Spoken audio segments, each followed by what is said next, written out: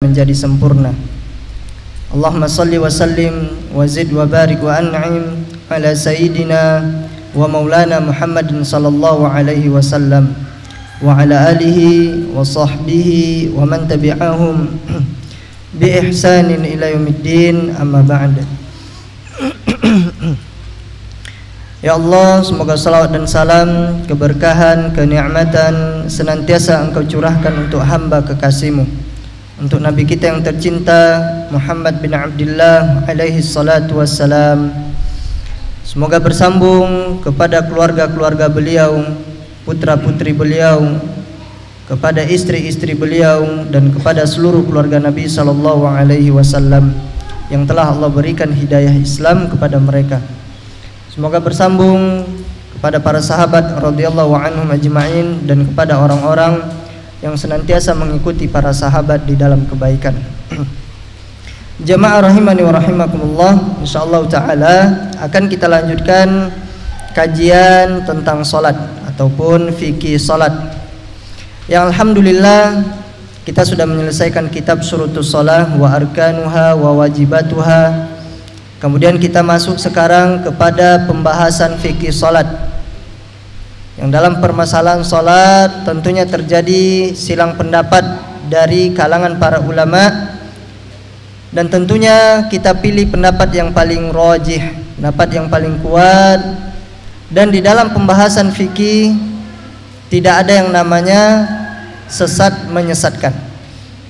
Tidak ada yang mengeluarkan saudaranya dari agama Islam, tidak boleh. Pembahasan fikih boleh kita kerjakan selagi masih di atas dalil yang sahih dari Nabi sallallahu alaihi wasallam. Maka kalau seandainya gerakan salat ada yang berbeda dan itu di atas dalil yang sahih, maka kita berlapang dada dan tidak ada yang saling sesat menyesatkan. Masalah salat telah kita bahas, berdiri dalam salat, kemudian takbiratul ihram, kemudian mengangkat tangan, kemudian ta'awud, kemudian sekarang kita ulangi insyaallah taala pembahasan tentang basmalah. Pembahasan tentang basmalah yang sebenarnya pembahasan basmalah sudah kita ambil di pertemuan sebelumnya, tapi tidak jadi masalah, kita ulangi kembali. Membaca basmalah dalam salat ini hukumnya sunnah. Hukumnya sunnah, bukan wajib dan juga bukan rukun. Dan membaca basmalah ini hukumnya sunnah, dan basmalah tidak termasuk ke dalam surat Al-Fatihah. Basmalah ini ayat tersendiri, yang mana basmalah ini adalah pemulai ataupun memulai setiap surat kecuali surat At-Taubah.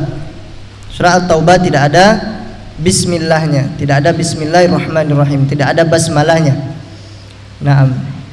Maka basmalah ini adalah permulaan di setiap surat kecuali surat At-Taubah, dan hukumnya sunnah.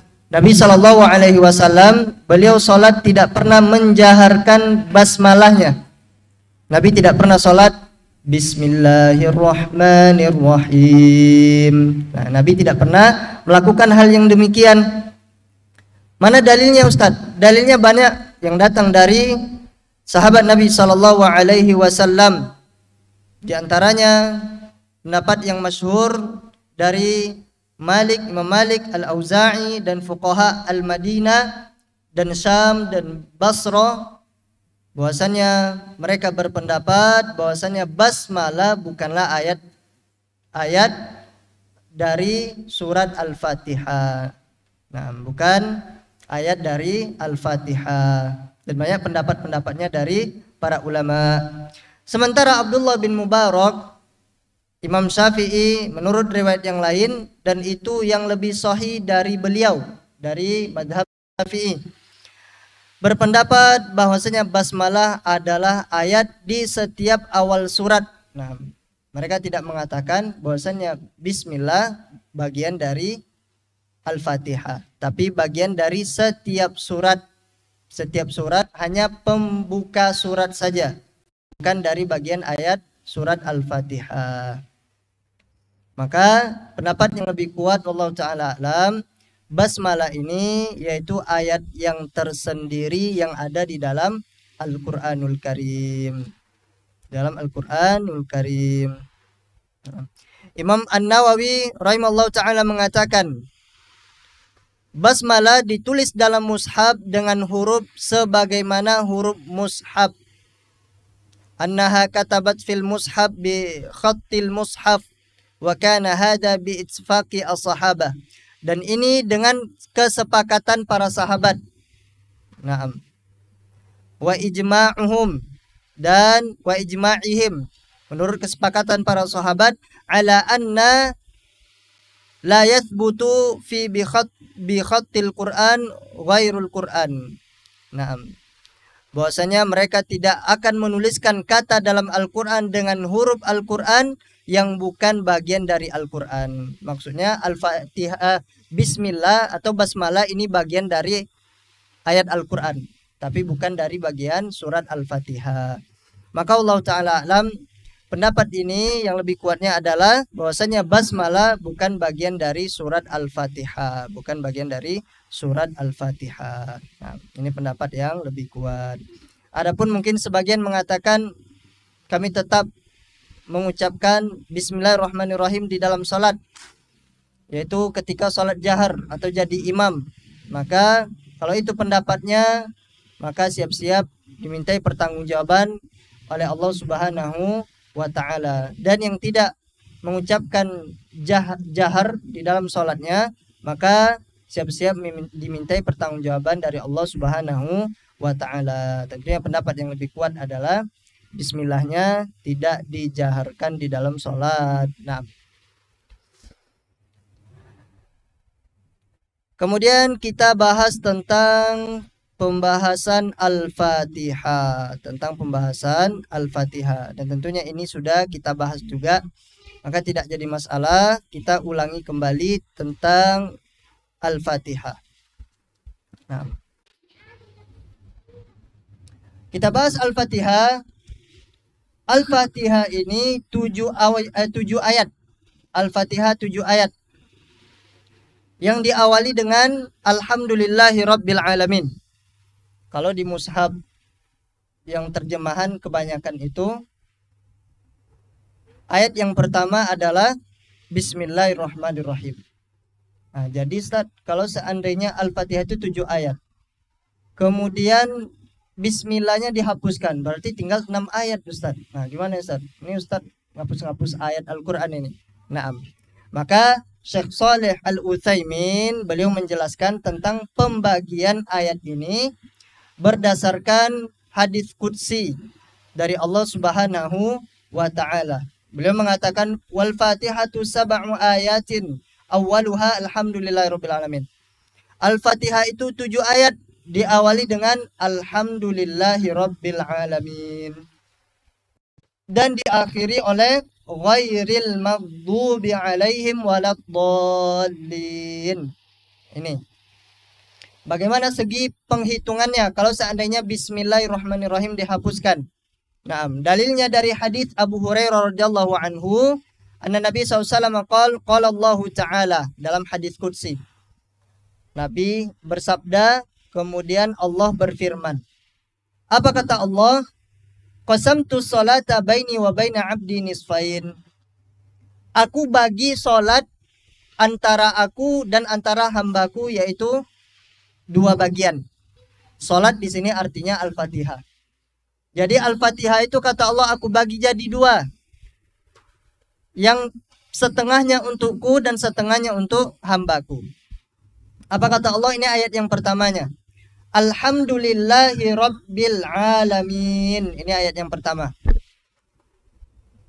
Ini ayat yang pertama. Apa kata Allah? Hamidani abdi, hambaku memujiku. Berarti ini untuk Allah. Yang kedua, wa qala ar-Rahmanir Rahim. Jika hamba mengucapkan Ar-Rahmanir Rahim, qala Allah Ta'ala atna alayya abdi, hambaku telah menyanjungku. Berarti ini masih untuk Allah. Wa in qala maliki yaumiddin Qala majjadani abdi, maka hambaku memuliakanku. 3. Kemudian fa idza qala iyyaka na'budu wa iyyaka nasta'in qala hadza baini wa baina abdi. Nah, ini pemisahnya. Ihdina apa tadi? Iyyaka na'budu wa iyyaka nasta'in. 3 berarti 4 ini sebagai pemisahnya antara aku dan antara hambaku. Berarti yang 3 pertama tadi untuk Allah dan 3 yang seterusnya ini untuk hamba. Dan pemisahnya adalah iyyaka na'budu wa iyyaka nasta'in.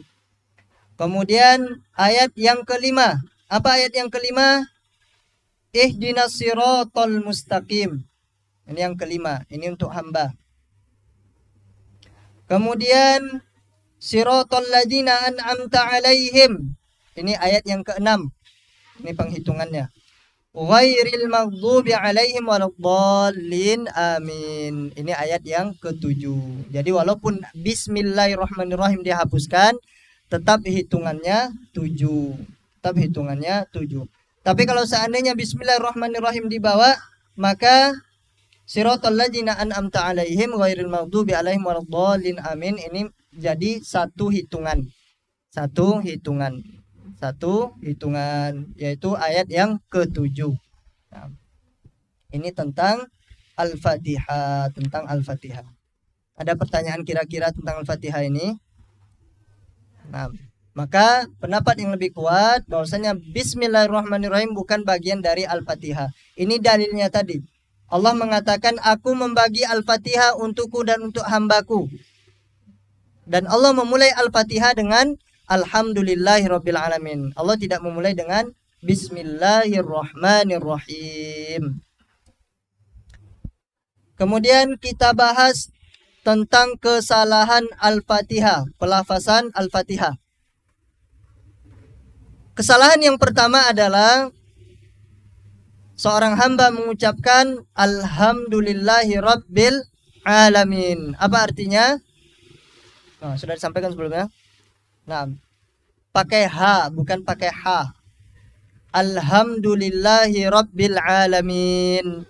Artinya kematian bagi Allah Tuhan seluruh alam. Ini artinya. Maka ini adalah kalimat yang kufur. Tidak boleh kita mengucapkan kematian bagi Allah. Tidak boleh. Karena Allah itu maha hidup. Yang benar apa? Alhamdulillahirabbil alamin. Nah, ini yang benar. Kemudian di antara kesalahan juga hanya benar tapi yang di ujungnya salah. Alhamdulillahirabbil alamin, bukan pakai ain.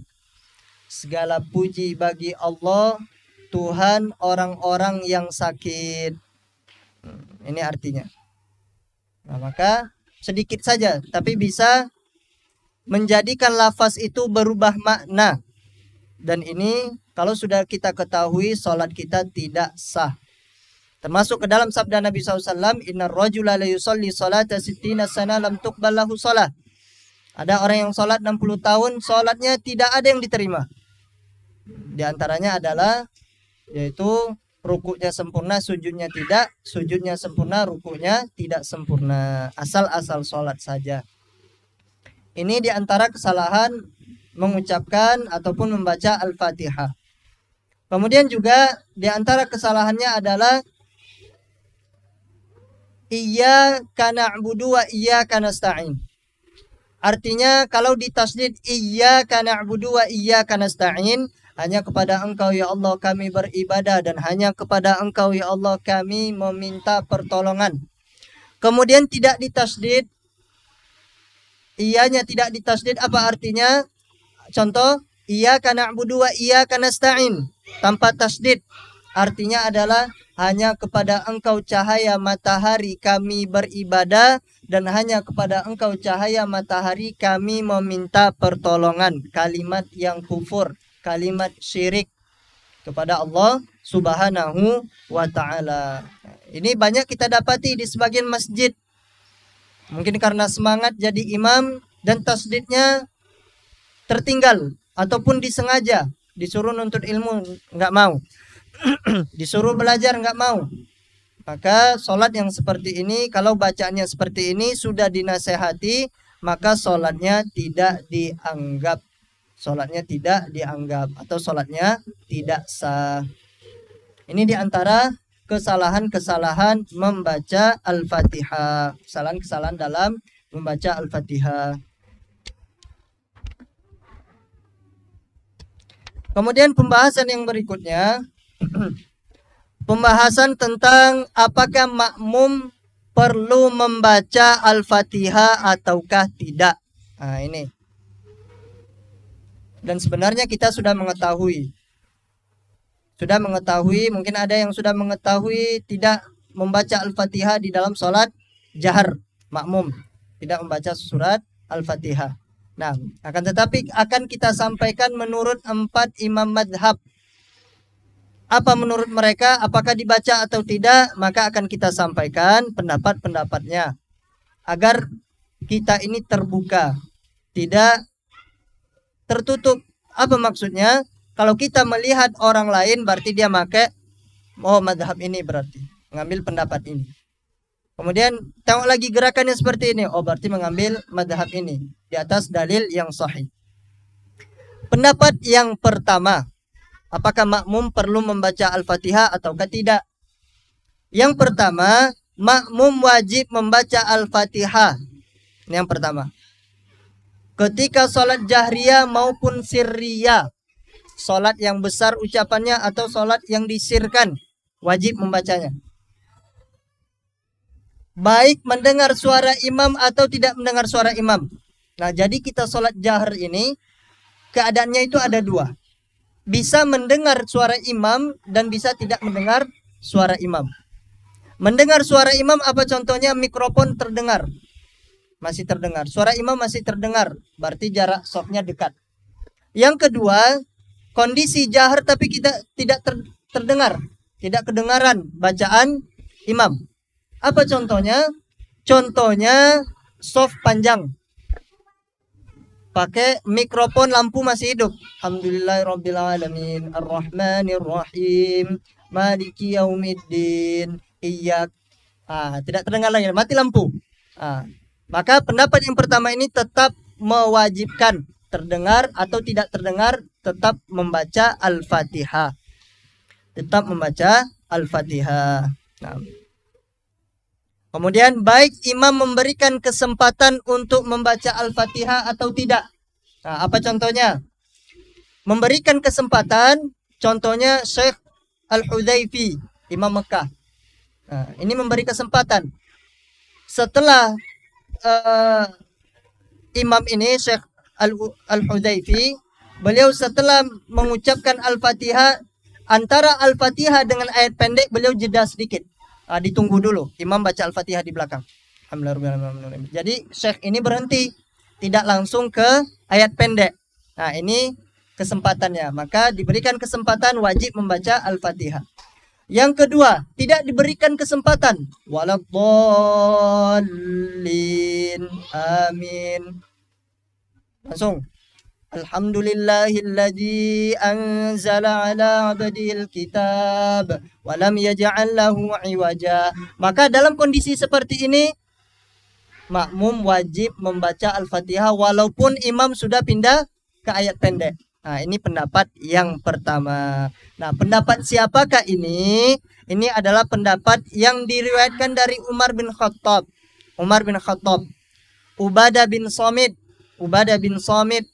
Abdullah bin Amr bin As. Kemudian yang keempat, Abu Hurairah radhiyallahu anhum, dan juga pendapat Imam Asy-Syafi'i dalam ucapan jadid, pendapat baru beliau. Ini. Dan mayoritas Syafi'iyah. Kemudian Imam Bukhari dan Ibnu Hazm, Ishaq bin Rahuyah atau Rohawai. Kemudian Al-Auza'i, Al-Laits bin Sa'ad. Dan pendapat ini yang dipilih oleh Syaukani, As-San'ani, Ibn Baz, Ibn Utsaimin, dan Syekh Muhammad Mukhtar Asy-Shinqiti rahimahumullahu ta'ala. Naam. Ini menurut pendapat mereka. Dan dalilnya berdasarkan dalil dari dari Ubadah bin Samit radhiyallahu an. Beliau bercerita, kami pernah sholat di belakang Rasul sallallahu alaihi wasallam ketika sholat subuh. Rasul sallallahu alaihi wasallam membaca surat dan merasa terganggu. Nah, jadi sahabat ini di belakang baca Al-Fatihah. Nah, membaca Al-Fatihah atau membaca ayat yang lainnya. Kemudian selesai sholat, Nabi bertanya, la'allakum taqra'una khalfa imamikum. Apakah kalian membaca surat di belakang imam? Maka kami menjawab, benar ya Rasulullah, kata Ubadah bin Samit. Maka Nabi SAW mengatakan, la taf'alu illa bi fatihatil kitab. Jangan kalian baca surat kecuali hanya Al-Fatihah saja. Fa innahu la solata liman lam yaqra' bi fatihat biha, lam yaqra' biha au bi fatihatil kitab au bi ummil kitab au bi ummil Quran. Jangan kalian lakukan hal yang demikian selain membaca Al-Fatihah saja. Jadi ayat ini jangan dibaca kecuali hanya ayat Al-Fatihah saja.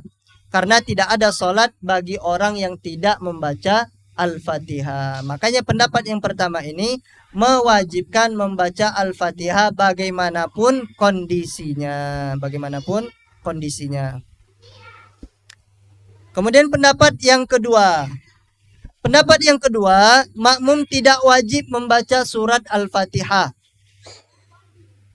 Makmum tidak wajib membaca surat Al-Fatihah.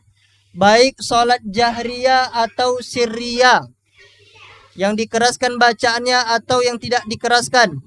Yang dikeraskan sholat subuh, maghrib, dan isya rakaat kedua. Yang pertama.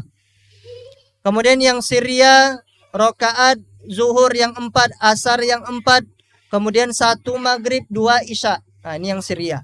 Maka pendapat yang kedua ini tidak wajib membaca surat Al-Fatihah baik ketika sholat jahriyah maupun sholat sirriyah. Nah, ini pendapatnya. Ini merupakan pendapat siapa? Pendapat Hanafiyah. Dan salah satu pendapat dalam mazhab Hambali. Diriwayatkan dari pendapat mazhab Hambali. Dan ini pendapat yang diriwayatkan dari Ali bin Abi Thalib. Ali bin Abi Thalib. Kemudian Zaid bin Harith. Nah, ini pendapatnya. Jabir bin Abdullah. Sa'ad bin Abi Waqqas. Kemudian Ibnu Abbas, Ibn Mas'ud, dan Ibnu Umar. Di dalam kitab Musannaf Ibnu Abi Syaibah. Nah, dalilnya mana? Dalilnya yang diriwayatkan dari Jabir, yang dikeluarkan oleh Imam Ahmad, Ibnu Majah, dan disahihkan oleh Syu'aib al-Arnad. Nabi SAW mengatakan, man kana lahu imamun fa inna qira'atal imami lahu qira'atun. Siapa yang mengikuti imam, maka bacaan imam adalah bacaan bagi makmum. Nah, ini pendapat yang kedua. Pendapat yang kedua. Pendapat yang ketiga. Nah, pendapat yang ketiga ini lebih dirinci. Pendapat yang ketiga, makmum wajib membaca Al-Fatihah pada sholat sirriyah saja. Nah, jadi sholat sirriyah wajib membaca Al-Fatihah. Demikian pula, makmum yang tidak mendengar bacaan imam karena terlalu jauh atau tanpa pengeras suara. Sementara untuk sholat jahriyah, dan itu sholatnya jahriyah. Nah, jadi kalau sirriyah tidak baca. Kemudian di dalam sholat jahriyah, suara imam tidak terdengar, mati lampu contohnya, kita jauh. Maka pada waktu itu kita wajib membaca Al-Fatihah. Membaca Al-Fatihah. Adapun sholat jahriyah, kita cukup mendengarkan bacaan imam, tidak perlu dibaca Al-Fatihahnya. Dan ini pendapat mayoritas ulama Malikiyah dan pendapat Hambali menurut ucapan yang masyhur, dan pendapat Imam Asy-Syafi'i dalam Qaul Qadim, pendapat lamanya. Nah, ini banyak pendapat yang mengambil pendapat ini. Yang ketiga ini Sa'id bin Al-Musayyib, Ibn Syihab Az-Zuhri, Ibnu Mubarak, Az-Zuhri, Ats-Tsauri, Syekhul Islam, dan pendapat ini yang dikuatkan juga oleh Abdurrahman As-Sa'di dan Syekh Ibnu Jibrin, Syekh Abdullah Al-Bassam dan Syekh Saleh Al-Fauzan rahimahumullahu ahya'an wa amwatan. Nah, dalilnya mana? Dalilnya wa idza quri'al Qur'an fastami'u lahu wa ansitu la'allakum turhamun. Al-A'raf 204. Apabila Al-Qur'an dibacakan, maka dengarkanlah dan dengarkanlah la'allakum turhamun, agar kalian mendapatkan rahmat dari Allah Subhanahu wa taala.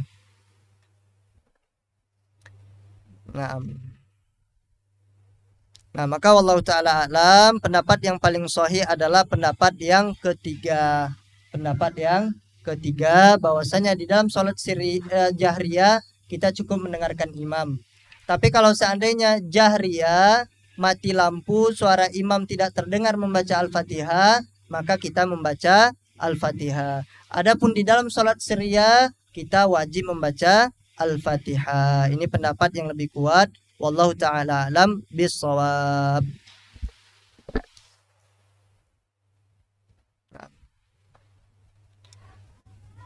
Kemudian setelah membaca Al-Fatihah, sudah membaca Al-Fatihah, dan Al-Fatihah ini adalah rukun.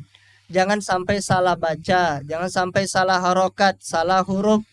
Kalau salah bisa membatalkan sholat kita, bisa membatalkan sholat kita. Maka setelah selesai sholat, selesai membaca Al-Fatihah, kita memilih surat pendek. Nah, maka memilih surat pendek. Nah, adapun pembahasan surat pendek ini, maka kita bebas mau milih yang mana saja, walaupun ada yang dirincikan oleh Nabi Shallallahu Alaihi Wasallam, maka tidak kita bahas. Nah, kemudian di dalam sholat harus tumaknina, tenang. Alhamdulillahirabbil alamin. Diam sebentar. Ar-Rahmanir Rahim. Maliki yaumiddin. Nah, berhenti sebentar, jangan tergesa-gesa. Demikian juga dengan rukuknya, sujudnya harus dengan tumaknina, tidak boleh tergesa-gesa. Tidak boleh tergesa-gesa. Nah, kemudian setelah membaca surat pendek, kita melakukan takbir intikal. Takbir intikal yaitu takbir perpindahan. Takbir perpindahan ini hukumnya wajib, tidak boleh ditinggalkan. Tidak boleh ditinggalkan. Dan takbir intikal ini diucapkan kapan? Ketika sudah mulai bergerak. Bukan mulai bergerak, tapi sudah mulai. Apa kita artikan? Ketika bergerak, tidak ada masalah. Ketika bergerak. Jadi bergerak, mulai bergerak, maka di situ diucapkan takbir intikal. Allahu Akbar. Ini yang pertama. Yang kedua, boleh dalam keadaan hampir sampai kepada gerakan yang kita tuju. Maka di situ boleh mengucapkan takbir intikal. Takbir intikal.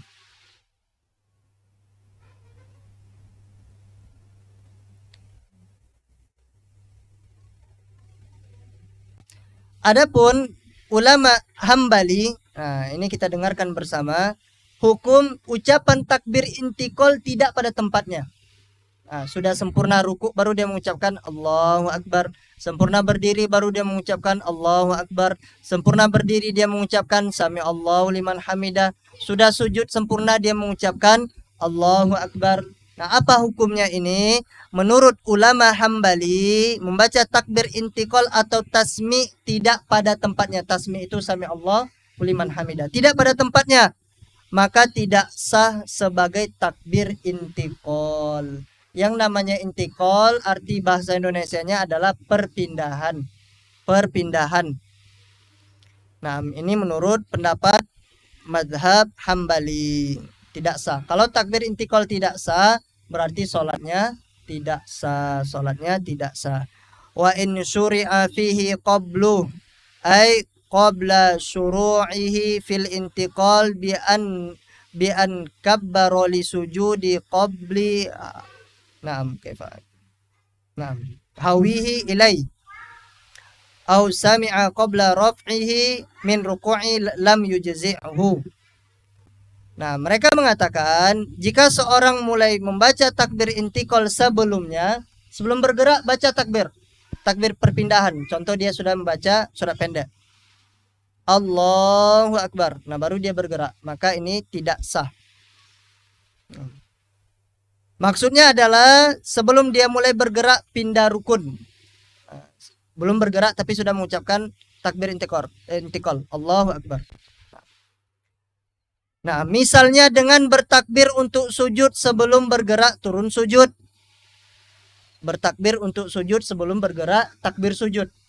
Contoh duduk di antara dua sujud. Dia duduk Allahu Akbar baru dia sujud, maka ini tidak sah. Atau membaca tasmi' sebelum bangkit dari ruku. Sami Allahu liman hamidah baru bergerak. Maka ucapan seperti ini tidak sah dan sholatnya tidak sah. Maka tidak sah sebagai takbir intikal.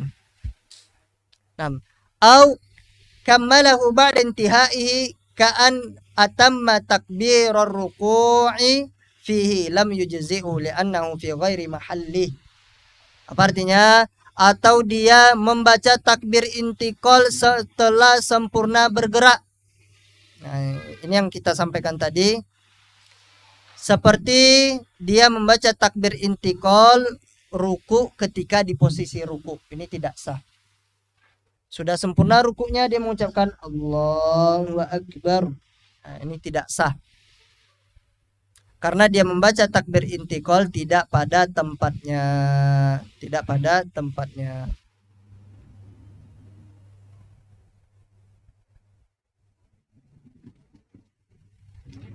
Nah, konsekuensi takbir intikal yang salah posisi. Di sini ada dua pendapat ulama. Dua pendapat ulama kalau seandainya takbir intikal tidak pada posisinya. Yang pertama, sebagian ulama bersikap tegas mengatakan jika takbir intikal secara sengaja dilaksanakan tidak pada posisi tempatnya, maka sholatnya batal. Maka sholatnya batal. Dan jika dilakukan, lupa takbir intikal dilakukan karena lupa, wajib sujud sahwi. Nah, jadi bukan main-main masalah takbir intikal. Kalau seandainya disengaja, sholatnya batal. Kemudian kalau seandainya lupa, wajib sujud sahwi. Dan ini merupakan pendapat Lajnah Daimah dalam salah satu fatwa tentang hukum takbir intikal. Mereka mengatakan takbiratul intiqali wajibun min wajibatis shalah fi as-sahih qaulai al-ulama. Takbir intikal termasuk salah satu kewajiban dalam sholat menurut pendapat ulama yang lebih sahih. Kemudian man tarakaha aw syai'an minha muta'ammidan batalat sholatuhu. Siapa yang tidak takbir intikal secara sengaja, muta'ammidan, sengaja, maka sholatnya batal. Sementara siapa yang meninggalkan karena lupa, man tarakaha nasiyan wajaba alaihi sujudus sahwi, maka harus sujud sahwi. Nah, maka ini pendapat yang pertama. Yang kedua, yang melakukan kesalahan dalam hal ini, contohnya melakukan takbir intikal tidak pada tempatnya, maka dimaafkan. Mengingatkan terlalu sering masyarakat melakukan kesalahan. Ini menurut madhab Hambali juga. Maka Allah Ta'ala alam, pendapat yang lebih kuat adalah bahwasannya takbir intikal yang tidak pada tempatnya bisa menyebabkan sholat itu batal. Nah, dan ini yang sesuai dengan perbuatan Nabi SAW. Nabi SAW yukabbir hina yahwi atau hina yahwi. Nah, Nabi SAW itu bertakbir ketika beliau bergerak ke rukun atau gerakan yang lainnya. Kemudian Pembahasan yang selanjutnya adalah tentang tata cara ruku. Cara ruku yang sesuai dengan sunnah, yang pertama, Nabi SAW menekan lututnya. Nah, jadi kalau sujud itu ditekan lututnya, jangan dibiarkan melepeh begitu saja. Nah, seperti ini. Nah, tapi ditekan. Dan jari-jari tangan direnggangkan. Nah, bukan seperti ini ruku. Nah. Kemudian telapak tangan mencengkram lutut, mencengkram. Yang namanya mencengkram seperti ini, tidak ada mencengkram seperti ini. Tidak ada mencengkram seperti ini atau seperti ini, tidak ada. Makanya posisi orang yang sholat, sebelumnya minimal dikatakan ruku adalah tangan bisa menyentuh lutut. Ini sudah dikatakan ruku. Ini sudah dianggap melaksanakan rukun ruku. Kemudian ketika kita sudah mulai ruku, nah itu ada batasan-batasan yang harus kita jaga. Ataupun gerakan-gerakan yang harus kita jaga. Yaitu tadi tangan ini mencengkram. Bukan seperti ini lutut kita. Tapi kita seperti ini. Atau contohkan. Nah, rukunya seperti ini. Nah, ini tidak sesuai dengan yang diajarkan oleh Nabi SAW. Atau seperti ini. Nah, ini bukan sunnah. Atau seperti ini. Nah, bukan dilutut seperti ini. Nah, ini bukan yang sunnah. Yang sunnah adalah di tempurung lutut, tangan direnggangkan dan ditekan. Ada yang ruku. Ada yang ruku seperti ini. Nah, ini bukan ditekan. Tekan dari belakang. Nah, tapi ditekan. Ditekan, memang ditekan. Tapi jangan sampai patah. Kalau patah nggak boleh. Kemudian yang selanjutnya posisi punggung datar lurus. Punggung datar lurus. Digambarkan oleh para sahabat, andaikan ditaruh air di punggung Nabi SAW, maka air itu tidak akan tumpah. Ini jadi datar. Bagaimana cara datar dalam ruku? Nah, dagu kita ini didatarkan ke leher. Nah, itu datar dia. Tapi kalau seandainya dijauhkan, tidak datar. Kalau ditebas dari sini, kena sini, maka harus datar.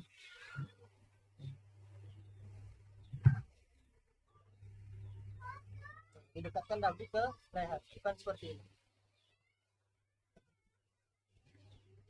Nah, kemudian yang selanjutnya, Nabi SAW merenggangkan siku tangannya ke samping. Nah, direnggangkan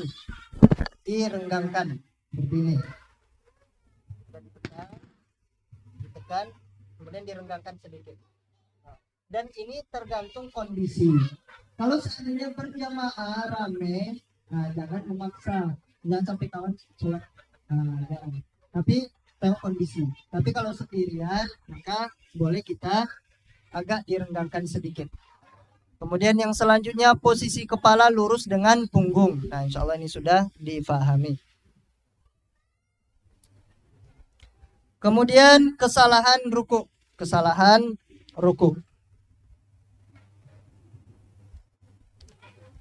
Yang pertama, tidak membaca takbir intikal ketika ruku. Tidak dibaca. Ini termasuk kesalahan dan ini bisa membatalkan sholat.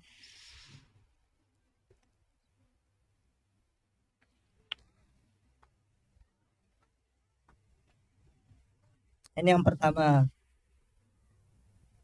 Kemudian yang kedua, takbir intikal dibaca ketika sudah ruku sempurna. Nah, takbir intikal dibaca sudah dalam keadaan ruku sempurna. Dan ini bisa membatalkan sholat.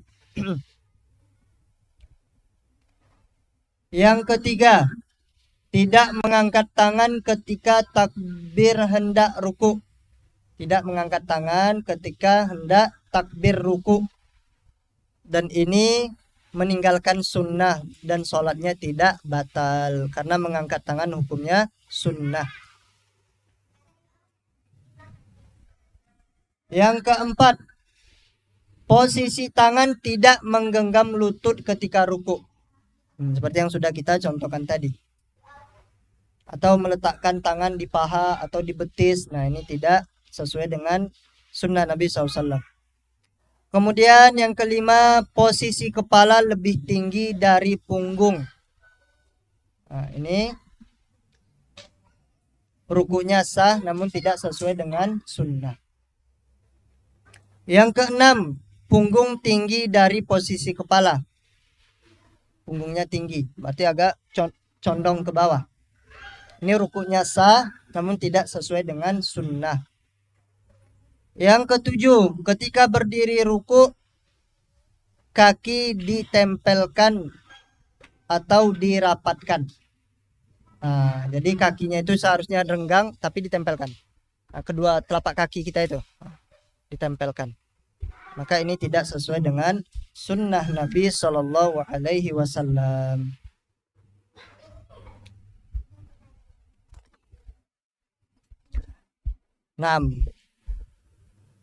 Kemudian pembahasan berikutnya, berapa kali membaca doa ruku. Berapa kali membaca doa ruku. Dan menurut pendapat yang lebih kuat adalah bahwasannya tidak ada batasan dalam membaca bacaan ruku dan sujud. Tidak ada batasannya. Tidak ada batasannya. Boleh 3 kali, tapi yang wajib adalah sekali. Itu yang wajib. Mana dalilnya Ustadz? Dalilnya ketika salah seorang sahabat sholat malam bersama Nabi SAW. Nah, Mu'adz bin Jabal. Kalau anda tidak salah, Mu'adz bin Jabal. Nah, Mu'adz bahwasanya beliau sholat di belakang Nabi SAW. Dan dibaca surah Al-Baqarah selesai, belum ruku juga. Dibaca surat An-Nisa, belum ruku juga. Kemudian baca Ali Imran, belum ruku setelah itu. Nah, dan sujud ruku Nabi sama lamanya dengan berdirinya. Nah, berarti Nabi tidak hanya sekedar membaca 3 kali bacaan saja. Kalau seandainya 3 kali Nabi SAW membaca, berarti Nabi selama Al-Baqarah, Ali Imran, dan An-Nisa, berarti beliau diam saja. Nah, tetapi tentunya Nabi tidak diam. Beliau membaca terus subhana rabbil azim, subhana rabbil azim, subhana rabbil azim. Nah, ini menurut pendapat yang lebih kuat. Dan dilarang membaca Al-Quran ketika ruku. Tidak boleh kita Rabbana atina fid dunya hasanah wa fil akhirati hasanah wa qina adzabannar. Tidak boleh. Kemudian apa hukumnya membaca doa sujud ketika ruku? Kadang ngeblank. Ruku Allahu Akbar, subhana rabbiyal a'la, subhana rabbiyal a'la. Masyaallah. Semangat. Nah, pendapat yang pertama, jika teringat sebelum bangkit dari ruku atau sujud, kemudian dia membaca doa yang sesuai, maka sholatnya sah. Tidak perlu sujud sahwi. Tidak perlu sujud sahwi. Contohnya, sudah hitungan yang ketiga. Subhana rabbiyal a'la. Salah ini. Tapi nggak ngomong, dalam hati. Oh, salah posisi ini. Seharusnya disujud, tapi dibaca ketika ruku. Maka dia langsung merubah subhana rabbiyal azim, subhana rabbiyal azim. Dan bacaan subhana rabbiyal azim tidak ada hamzanya. Tidak ada subhana rabbiyal azim, tidak ada. Tapi langsung disambut dengan huruf ain. Subhana rabbiyal azim. Nah, tidak ada subhana rabbiyal azim, beda dengan sujud. Kalau sujud ada hamzah, subhana rabbiyal a'la. Nah, kalau ruku tidak ada hamzanya. Kemudian pendapat yang kedua, tidak teringat hingga meninggalkan rukun tersebut. Lupa. Sudah pindah rukun, sudah di rakaat kedua, rakaat ketiga, keempat, baru ingat, oh lupa membaca di posisinya masing-masing. Misalnya membaca doa sujud ketika ruku dan baru teringat setelah bangkit dari ruku atau i'tidal, maka sudah berubah posisi. Maka apa yang harus dia lakukan? Dia harus melakukan sujud sahwi karena telah meninggalkan yang wajib. Meninggalkan yang wajib. Nah, sebentar Pak. Nah, Imam Ibnu Utsaimin mengatakan, "Idza ata biqaulin masyru'in fi ghairi mawdi'ihi fa innahu yusannu lahu ay yasjuda li sahwi." jika seorang membaca doa dalam sholat yang tidak pada tempatnya, maka dianjurkan baginya untuk sujud sahwi.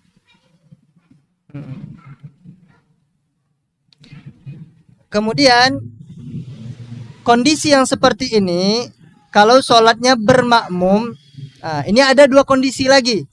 Yang pertama, makmum yang ikut dari awal sehingga dia salam bersama imam, meskipun dia lupa bacaan, seharusnya bacaan sujud Subhana Rabbil A'la dibaca di ruku. Maka kalau seandainya dengan imam, maka imam sudah menggantikan kesalahannya, maka tidak perlu sujud sahwi sendirian. Imam Assalamualaikum warahmatullahi, Assalamualaikum warahmatullahi, dia sendiri Allahu Akbar. Nah, maka ini tidak. Kemudian bagi makmum yang masbuk, makmum yang masbuk, kemudian sehingga salamnya tidak bersamaan dengan imam, maka dia sujud sahwi setelah menambah jumlah rakaat yang dia tinggalkan.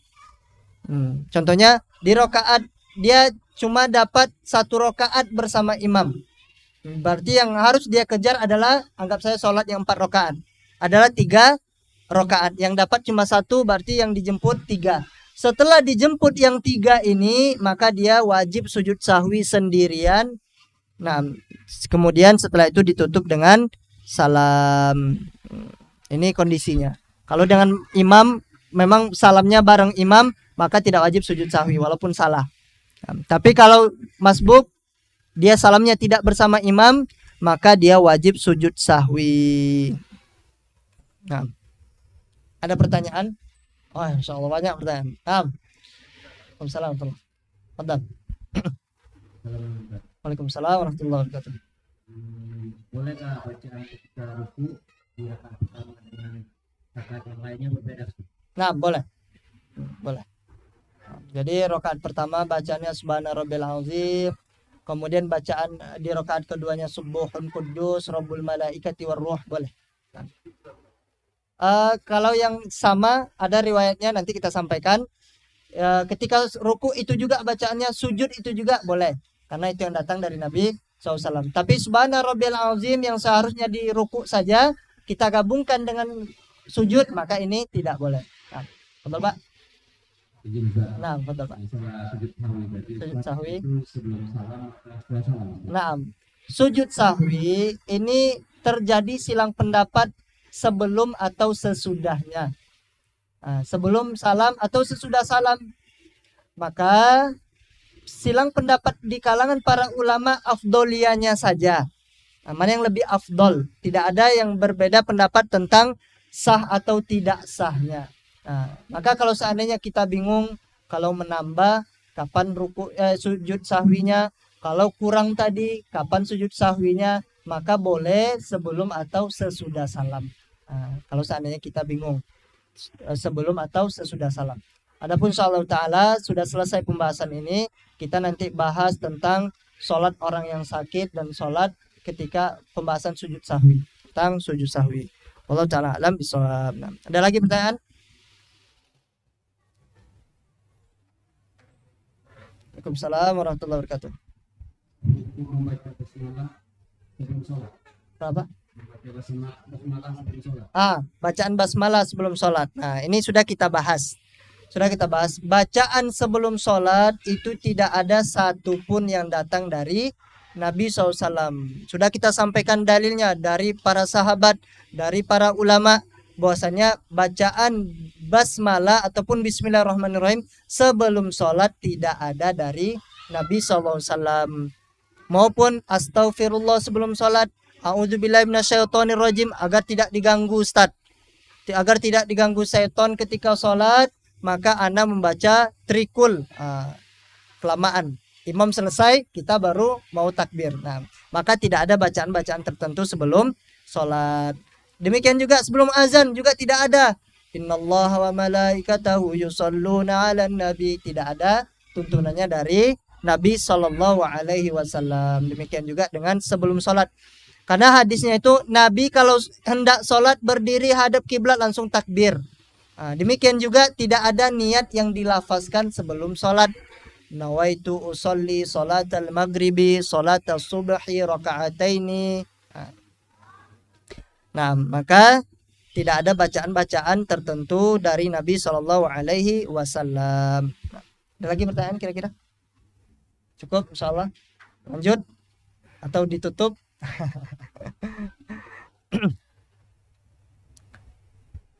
Nah, kemudian kita masuk kepada doa ruku. Nah, ini doa ruku. Yang pertama, subhana rabbiyal azim. Tidak ada wa bihamdihi-nya. Ini yang pertama. Ini yang pertama. Kemudian nanti Ustadz bihamdihi-nya gimana Ustadz? Nah, nanti kita bahas. Nah, sumber doanya dari Hudzaifah radhiyallahu an. Nah, Hudzaifah, beliau pernah salat malam bersama Nabi SAW. Salaitu ma'an Nabi SAW dhata lailin faftahal baqarah fakultu yarka' indal mi'ah thumma raka'a faja'ala yaqul subhana rabbil azim fakana ruku'u nahwan min qiyamihi. Kata Mu'adz, saya salat malam bersama Nabi SAW. Beliau mulai dengan membaca surat Al-Baqarah. Lalu saya ini berbicara dalam hati. Sudah mulai tidak khusyuk. Mu'adz tidak khusyuk salat Mu'adz. Mu'adz ngomong dalam hatinya, salat malam bersama Nabi. Ini Nabi ayat yang ke-100 ruku. Tapi Nabi tidak ruku sampai selesai 6 juz kurang. Baru Nabi ruku dalam 1 rakaat. Nah, dalam riwayat yang lain, sahabat itu mengatakan, hampir-hampir aku meninggalkan Nabi sholat sendirian. Sudah mulai tidak khusyuk. Ini sholatnya Nabi SAW. Dan ini boleh dilakukan. Dilakukan maksudnya imam. Imam itu boleh sholat panjang terserah dia, kecuali hanya sholat sunnah saja. Adapun sholat wajib tidak boleh mengganggu makmum. Makmum kadang apalagi sholat zuhur, sholat isya, sholat maghrib, sholat yang wajib tidak boleh imam itu terlalu panjang. Ada ayat-ayat tertentu yang diperintahkan oleh Nabi SAW. Kenapa? Karena makmum ini ada hajatnya. Dan wajib tentunya tidak boleh dibatalkan. Tapi kalau seandainya sholat sunnah kita capek, boleh duduk. Kalau seandainya sudah tidak kuat lagi, boleh dibatalkan. Boleh dibatalkan. Ini sholat yang sunnah. Maka Nabi dibaca 6 juz kurang oleh Nabi SAW sholat malamnya. Dan ini di sholat sunnah. Ini bacaan yang pertama. Dan Nabi membaca di sholat malamnya ini subhana rabbiyal azim. Adapun tambahan wa bihamdihi, ini terjadi silang pendapat di kalangan para ulama. Bahwasannya sebagai ulama berpendapat tidak dianjurkan karena hadisnya dhaif, lemah. Subhana rabbil azimi wa bihamdihi. Ternyata hadisnya dhaif. Nah, di antaranya adalah Ibnu Salah dan ada juga ulama lain yang membolehkan tambahan kalimat wa bihamdihi. Nah, tambahan wa bihamdihi. Nah, boleh dibaca dan boleh tidak dibaca. Terjadi silang pendapat boleh atau tidak. Maka keluar dari perselisihan para ulama itu dianjurkan. Maka apa yang harus kita lakukan? Ambil yang kuatnya saja. Kemudian yang diperselisihkan wa bihamdihi ini kita tinggalkan saja. Karena terjadi silang pendapat. Adapun Imam Ahmad, ada riwayat yang menyebutkan pertama dan ada riwayat yang menyebutkan kedua, dan saya tidak menolak keduanya. Imam Ahmad ambil keduanya. Tapi Allahu alam kita tinggalkan wa bihamdihi dan kita ikut yang sahihnya saja. Yang disepakati seperti subhana rabbiyal azim. Kemudian doa yang kedua, subhanakallahumma rabbana wa bihamdikallahumma gfirli. Subhanakallahumma rabbana wa bihamdikallahumma gfirli. Ada yang hafal? Subhanakallahumma wa bihamdika subhanakallahumma rabbana wa bihamdikallahumma gfirli. Nah, ini dibaca oleh Nabi SAW di ruku dan di sujudnya. Subhanakallahumma rabbana wa bihamdikallahumma gfirli. Dibaca ruku dan sujud. Kemudian doa yang ketiga, subuhun qudusun rabbul malaikati warruh. Ini Dibaca juga oleh Nabi ketika ruku dan sujud. Doa yang keempat, Subhana dzil jabarut wal malakut wal kibriya wal azamah. Nah, ini mungkin asing bagi kita dan tentunya ini adalah sunnah dari Nabi Shallallahu Alaihi Wasallam.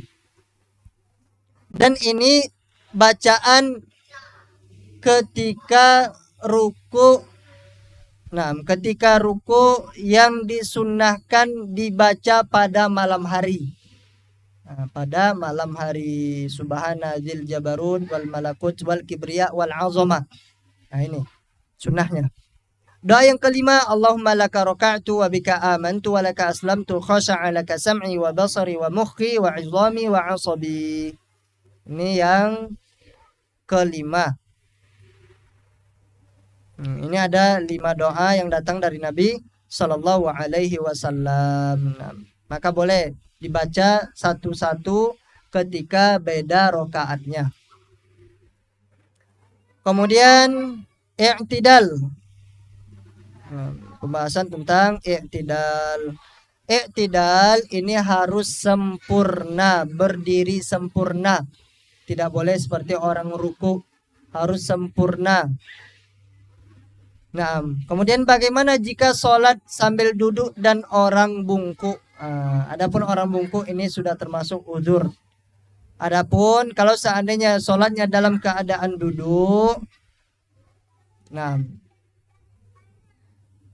maka i'tidal sempurna baginya adalah ketika dia dalam keadaan ruku ketika duduk. Dan ketika i'tidal dianjurkan mengangkat tangan. Sami Allahu liman hamidah. Sami Allahu liman hamidah. Kemudian apakah makmum membaca Sami Allahu liman hamidah juga atau tidak? Nah, maka pendapat yang lebih kuat, wallahu ta'ala a'lam bishawab, bahwasannya kalau dalam sholat jahriyah makmum tidak perlu membaca tasmi', tidak perlu membaca Sami Allahu liman hamidah. Cukup membaca Rabbana lakal hamdu atau Rabbana walakal hamdu. Allahumma Rabbana walakal hamdu. Nah, Nabi SAW mengatakan idza qala Sami Allahu liman hamidah qala Allahumma Rabbana walakal hamdu. Nabi SAW membaca Sami Allahu liman hamidah, beliau membaca Rabbana walakal hamdu. Nah. Sampai jam berapa ini, Ustaz? Sampai asar. Sampai asar. Masya Allah. Kuat tapi ya. Insya Allah. Alhamdulillah. Naam.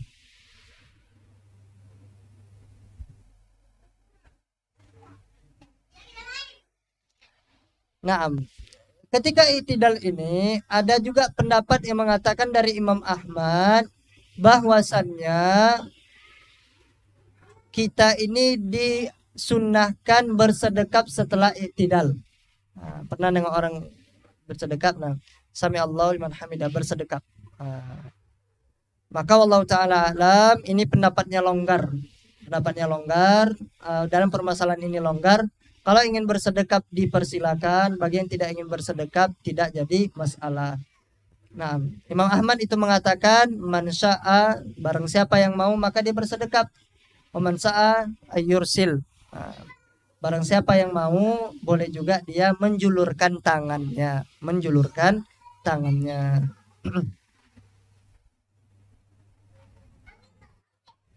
Kemudian bacaan tahmid.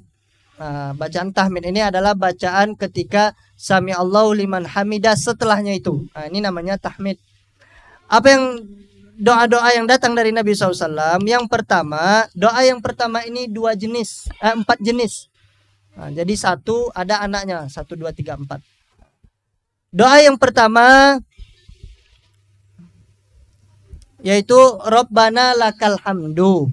Nah, ini tidak ada tambahan Allahumma dan tidak ada tambahan wa.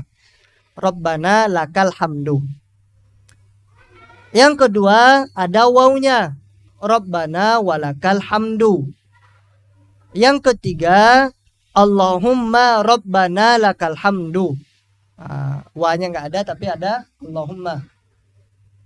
Yang keempat Allahummanya ada dan tambah waw. Allahumma rabbana walakal hamdu. Ini yang datang dari Nabi sallallahu alaihi wasallam. Nah, ini doa yang pertama, ada 4 jenis. Rabbana lakal hamdu, Rabbana walakal hamdu. Allahumma rabbana lakal hamdu, Allahumma rabbana walakal hamdu. Ini yang pertama. Doa yang kedua, Allahumma rabbana walakal hamdu, Allahumma rabbana lakal hamdu mil as-samawati wa mil al-ardi wa mil ma syi'ta min syai'im ba'du. Bukan do tapi dal. Ini Allahumma rabbana lakal hamdu mil as-samawati wa mil al-ardi wa mil ma syi'ta min syai'im ba'du. Ini doa yang kedua. Ada yang hafal? Ada. Allahumma rabbana lakal hamdu mil as-samawati wa mil al-ardi wa mil ma syi'ta min syai'im ba'du. Yang ketiga, ini doanya pendek namun memiliki keistimewaan yang sangat besar. Apa doanya? Rabbana walakal hamdu hamdan katsiran thayyiban mubarakan fi. Pendek. Hafal Kak? Coba Kak. Ya. Pakai sa ya, sa katsiran. Nah, Rabbana walakal hamdu hamdan katsiran thayyiban mubarakan fi. Nah, sumber doa ini dari Rif'ah bin Rafi' Az-Zuraki radhiyallahu an. Beliau bercerita tentang dalil ini. Suatu hari kami sholat di belakang Nabi SAW. Ketika beliau i'tidal, beliau mengucapkan Sami Allahu liman hamidah. Jadi Nabi mengucapkan Sami Allahu liman hamidah. Lalu ada orang di belakang beliau yang membaca Rabbana walakal hamdu hamdan katsiran thayyiban mubarakan fi. Selesai sholat, Nabi bertanya, siapa yang baca doa ini tadi? Rabbana walakal hamdu hamdan katsiran thayyiban mubarakan fi. Maka Rif'ah bin Rafi' Az-Zuraki beliau mengatakan saya.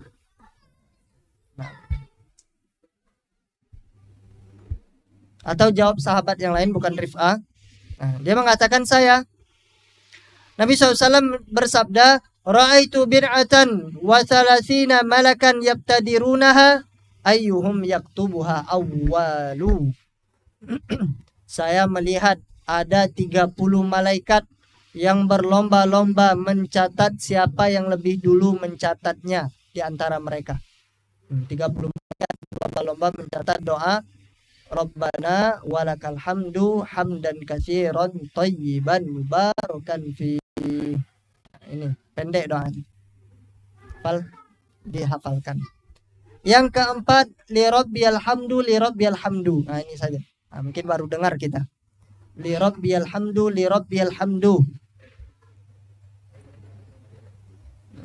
Li rabbiyal hamdu li rabbiyal hamdu. Ini sunnah ketika sholat malam. Kita sholat tahajud, sholat witir, maka doa rukuknya li rabbiyal hamdu li rabbiyal hamdu. Nah, ini 4 doa yang datang dari Nabi sallallahu alaihi wasallam. Ini ketika tahmid selesai Sami Allahu liman hamidah. Kemudian turun sujud. Turun sujud tangan dulu atau lutut dulu. Tidak ada pilihan yang ketiga. Kepala dulu, tidak ada. Sujud itu lutut dulu atau tangan. Nah, ada 3 pendapat para ulama. Yang pertama, turun sujud dengan mendahulukan lutut. Ini menurut jumhur ulama fikih. Dalam kitab Ma'alim As-Sunan jilid 1 nomor 208. Ini yang pertama. Yang kedua, turun sujud mendahulukan tangan. Ini menurut umumnya ahlul hadis dari Sun'ani. Nah, Al-Auza'i mengatakan adraknan nasa yad'una aydiyahum qabla. Naam.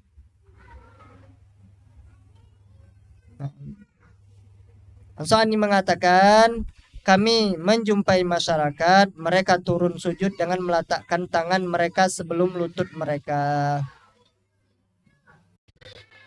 Dan ini yang dikatakan juga oleh Ibnu Abi Dawud, wa huwa qaulu ashabil hadis, dan pendapat ulama hadis. Ini pendapat yang kedua.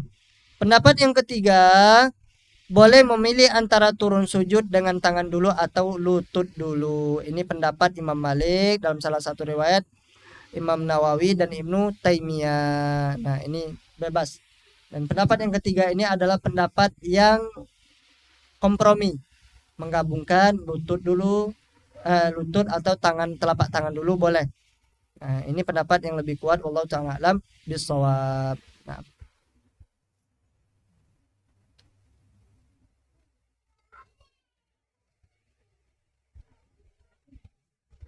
kemudian memanjangkan takbir ketika turun sujud.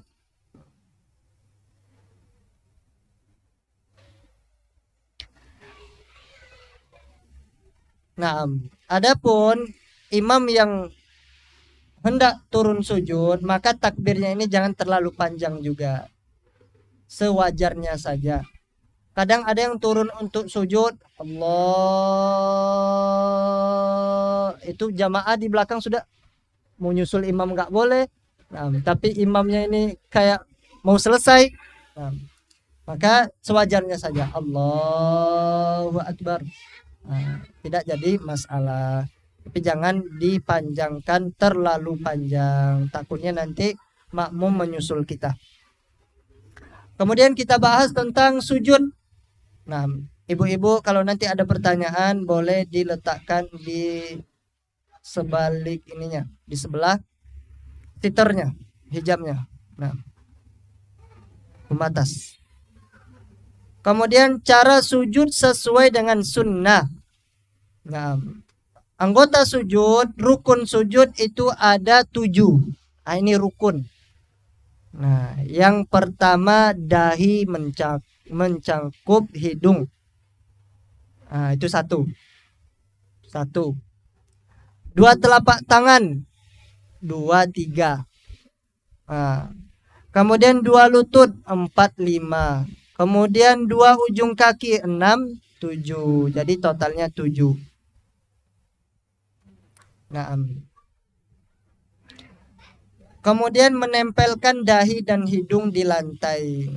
Sebagaimana keterangan sahabat Abu Humaid bahwa Nabi SAW menempelkan dahi dan hidungnya ke lantai. Yang pakai kacamata, nah ini pakai kacamata. Kalau seandainya kacamata menghalangi sujud hidung, dahi, hidung lah kan, sujud ini kan ganggu. Adapun hidung, seandainya kalau terganggu tidak menyentuh lantai sebab kacamata, maka dia wajib membukanya. Kata Nabi SAW, lam yakbalullahu salatan la yusibul anfu minha ma yusibul jabin.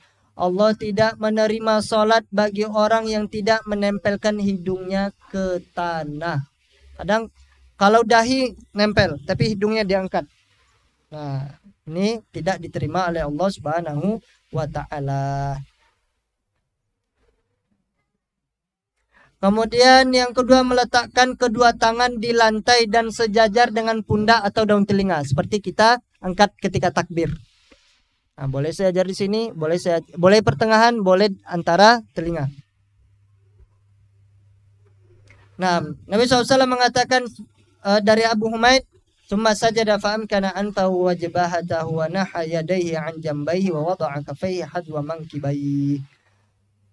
Kemudian beliau sujud, beliau meletakkan hidungnya dan dahinya, beliau bentangkan kedua tangannya ke samping dan beliau letakkan kedua tangannya sejajar dengan pundaknya.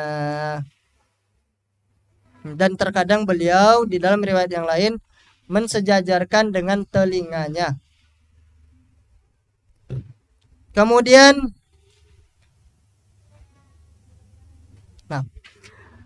merapatkan jari-jari tangan dan menghadapkannya ke kiblat.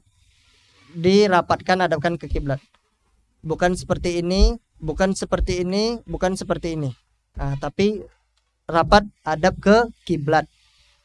Nah, Kemudian mengangkat kedua hastanya atau siku dan membentangkan keduanya sampai sehingga jauh dari lambung. Jauh. Nah, makanya sebagian sahabat itu kasihan nengok Nabi ketika sujud. Saking seriusnya beliau SAW membentangkan sikunya. Dan di dalam riwayat yang lain Nabi SAW sampai kelihatan ketiaknya ketika sujud. Nah, ini datang pertanyaan, berarti Nabi sujud tidak pakai baju. Nah, bagaimana kira-kira? Kalau ada orang yang mengatakan, oh berarti kalian amalannya ini mencontoh Nabi, berarti kalian mengatakan Nabi ini tidak pakai baju. Nah, ayo, gimana caranya? Membantahnya. Nah, membantahnya bahwasanya Nabi SAW beliau sedang berihram, makanya nampak ketiaknya. Karena orang ihram tidak boleh pakai jubah, tidak boleh pakai baju kaos, hanya baju ihram saja. Nah, makanya ketika beliau sujud kelihatan ketiaknya, kelihatan ketiak Nabi Shallallahu Alaihi Wasallam. Kemudian yang selanjutnya kedua tumit dirapatkan dan jari-jari kaki ditekuk menghadap kiblat. Jari kaki ditekuk menghadap kiblat, menghadap kiblat. Nah. Kemudian merenggangkan antara paha dan perut. Dikasih space sedikit. Jangan terlalu kayak ayam bertelur. Nah, tapi dikasih space sedikit, dikasih jarak. Dan juga tidak berlebihan. Derajatnya itu kira-kira 90 derajat lah. 90 derajat bentuknya. Ada sebagian yang orang sujud nambah lagi ke depan. Kayak semi push up lah. Kalau seandainya Nabi SAW sujudnya seperti ini, maksudnya yang menambah ke depan lagi, maka Nabi tidak akan mampu selama hitungan 6 juz seperti itu. Karena diriwayatkan rukuk Nabi sama panjangnya dengan berdiri. Sujud Nabi sama panjangnya dengan rukuknya, sedangkan rukuknya tadi sama dengan berdirinya. Maka kalau seandainya Nabi sujudnya nambah panjang lagi ke depan, dan itu pun kesusahan, maka Nabi tidak akan mampu. Makanya Nabi SAW sujudnya itu 90 derajat. Nabi SAW.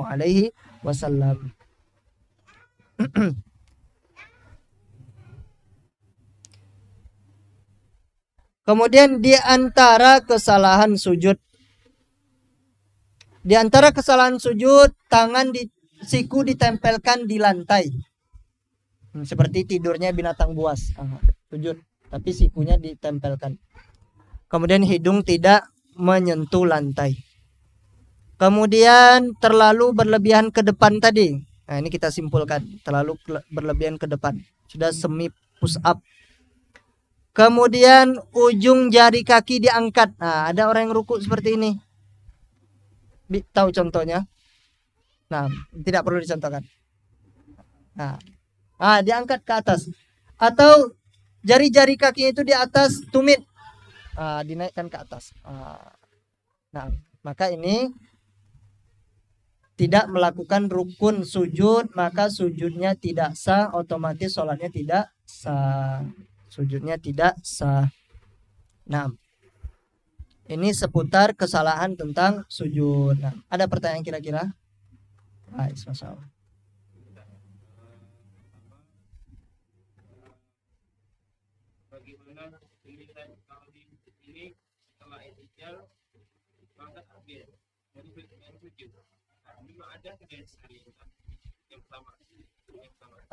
Tunggu Kak, tidaknya angkat tangan.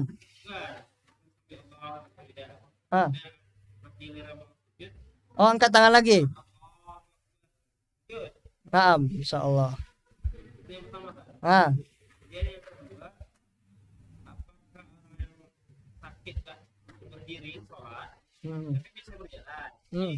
Ketika mau sholat, beliau kurang kuat berdiri. Dia memilih untuk duduk.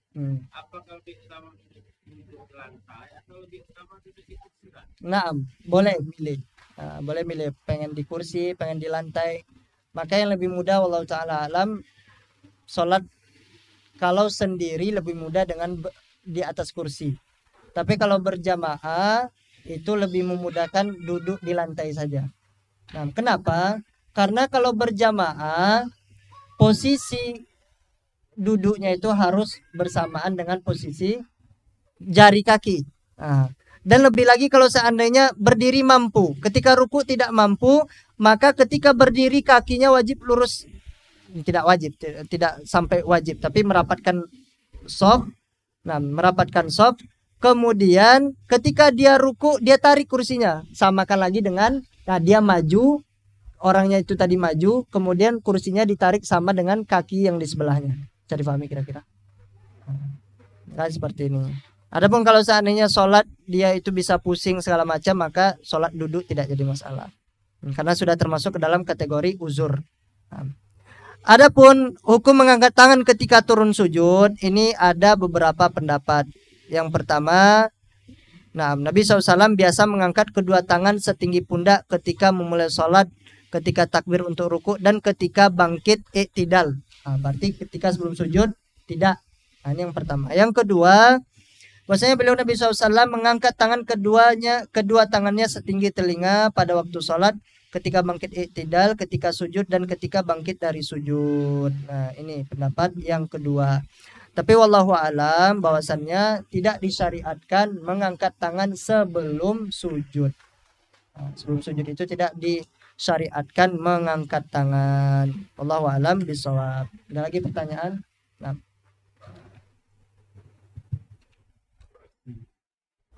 Untuk makmum itu sebaiknya kapankah dia posisi imam dia mengangkat takbir? Gimana Pak? Untuk makmum, nah, makmum itu sebaiknya pada posisi imam seperti apa dia takbir intikal? Oh, takbir intikal. Masya Allah. Jadi takbir intikal setelah imam sempurna. Setelah imam sempurna baru dia bertakbir intikal. Nah, makanya sudah kita sampaikan jenis beberapa gerakan yang mengikuti imam itu. Ada yang bisa membatalkan sholat, ada yang makruh, dan ada yang sunnah. Yang membatalkan sholat, takbir sebelum takbiratul ihram. Imam belum takbir, dia sudah takbir, berarti sholat sendirian. Kemudian berbarengan dengan imam ketika takbiratul ihram, bisa membatalkan sholat, sholatnya tidak dianggap. Kemudian di selain takbiratul ihram, kita takbir intikal, kalau berbarengan dengan imam, maka ini hukumnya makruh, dibenci. Karena bukan seperti itu yang dicontohkan oleh Nabi SAW. Adapun yang sunnah, ketika imam ini sempurna gerakannya. Nah, ingat, bukan ucapan Allahu Akbar, tapi sempurnanya imam. Makanya imam yang ada di masjid-masjid itu, ucapan takbir intikalnya jangan panjang-panjang. Biar ibu-ibu di belakang setelah takbir intikal itu, ibu-ibu langsung nyusul. Tapi ini tidak, Allah atau Allahu Akbar, dia baru mulai bergerak. Ini. Tapi kalau bisa bersamaan selesainya, sempurnanya gerakan dengan sempurnanya takbir intikal, dan ini yang sesuai dengan sunnah. Maka para sahabat itu tidak ada satupun yang meletakkan kepalanya di lantai kecuali sudah melihat Nabi SAW meletakkan kepalanya di lantai. Nah, ini para sahabat radhiyallahu anhum ajma'in. Ada pertanyaan lagi? Nah, betul Pak.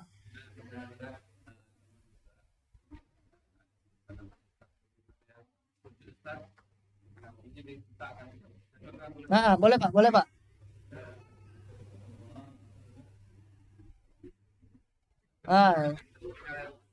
Naam.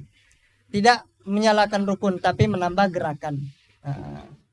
Menambah gerakan. Nah, tapi kalau seandainya dia sudah menganggap ini gerakan sholat, nah maka ini tidak boleh.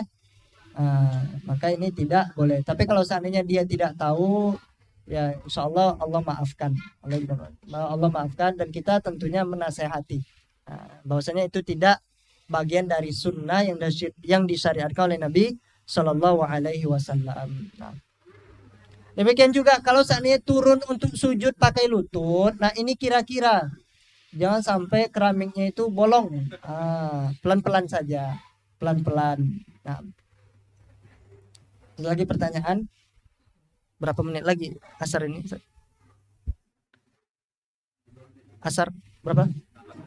8 menit. Nah, kita buka untuk tanya jawab. Nah, kita buka untuk tanya jawab. Insyaallah di pertemuan selanjutnya kita sambung tentang doa sujud. Silakan ibu-ibu di belakang, ada pertanyaan? Silakan kalau ada pertanyaan bisa ditulis. Yang bapak-bapak? Insyaallah.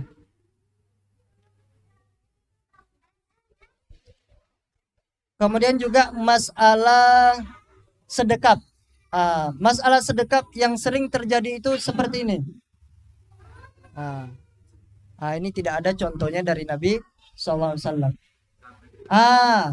Ini enggak ada. Ini tidak ada.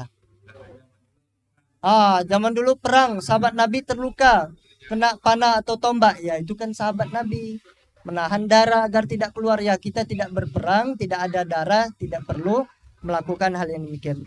Ada juga yang mengatakan karena lebih khusyuk kena di hati. Kan di sini. Di jantung. Maka ini tidak disyariatkan. Dan juga tidak ada berputar-putar. Tidak ada. Tidak ada pertanyaan, kita tutup persiapan untuk sholat asar berjamaah.